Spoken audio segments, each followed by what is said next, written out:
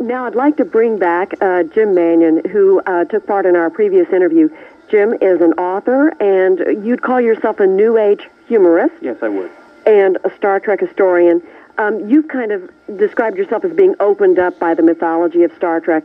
What's made it so compelling for you? Well, Star Trek transcends science fiction, and it's more of the modern Arthurian cycle. It's the myth and mythos of the latter half of the 20th century and beyond. It's captured the collective unconscious that way. Well, would you say it has us, what is its view of computers, would you say? Is it on the good side, or is technology good, or is technology bad? Well, technology is good. It allows us to boldly go where no person has gone before, but the original Star Trek addresses the moral dilemmas of computers becoming too powerful. There's an episode called The Ultimate Computer where the Enterprise is fully automated and Captain Kirk is in effect rendered powerless, and of course the computer goes awry.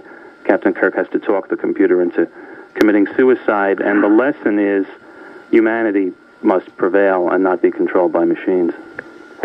One of my favorite episodes of the movies, I think, was when Scotty went over to a computer and he had to design something to save the whale. And instead of, and he looked around, he said, computer, computer, and everyone pointed to the mouse. And he picked it up like it was a microphone, and he spoke into a computer, and then they kind of gestured that he had to kind of use it as a mouse, and he said, oh, shucks, and he said, where's the keyboard, Do you have other stories like that you can refresh us with? I mean, these are kind of modern jokes on computer technology, but... Well, that was a time travel episode, and that's why that joke was topical. But Star Trek, the original show, was more innovative, in my opinion, than The Next Generation in a Jules Verne, H.G. Wells kind of way.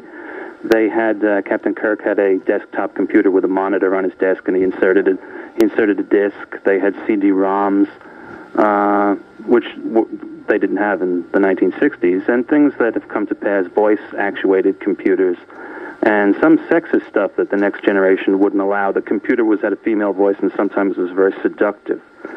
And I don't think they'd get away with that on The Next Generation. But that was probably influential to the people who designed adult CD-ROMs. One thing that... Is that New Age humor? No. That's an example of New Age humor. Oh, no.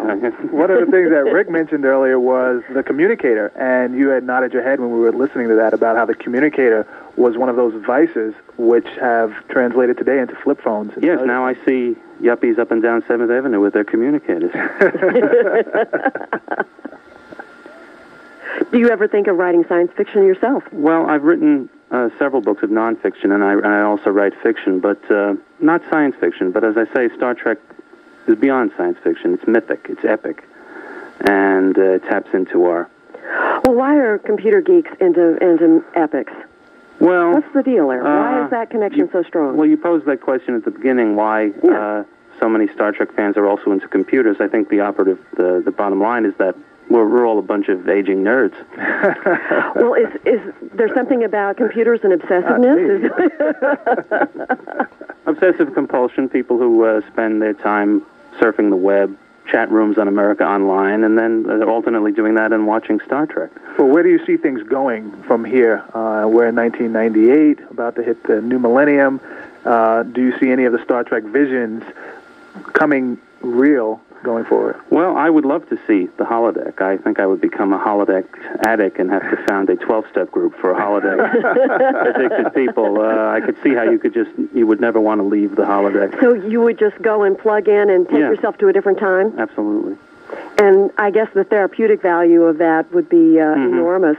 I think it would be fun for everyone to kind of act and participate in history and make changes in the past, I guess. And here we are talking about the future, wanting to make changes in the past, but I guess wanting to make a difference is one thing you feel. And of course, the computer makes you feel a little bit more like you're able to change things. That's the theme of classic Trek, making a difference in the service of the human condition.